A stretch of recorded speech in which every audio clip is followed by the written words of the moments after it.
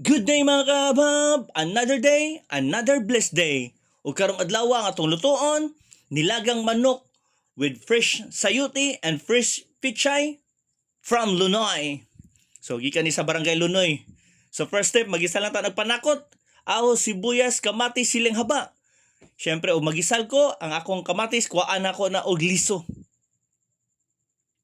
So medyo ganahan ko, medyo orange ang ato ang sabaw. So ako dyan ang latan pagayo ang kamatis. So after 2 minutes atong tan-awon, medyo pula na, lata na. Ato na nang butang paunang timpla. So liquid seasonings, bitchin, and asin. So mo lang na ato ang gibutang nga timpla. So kamulay balag dugang og makulangan pa. So diyan di pita okay na, ato na ng sabuan og balig tulo, kabalde para pwede ta mangimbitar og pulo ka bisita. Tan-awa ra, orange na ang sabaw. After 20 minutes, ato na ilunod ang ato ang fresh sayuti. O syempre, idungan lang nato atong nor. So after 5 minutes lang ni sayuti ani, ibutang na nato ato ang fresh fresh pichay.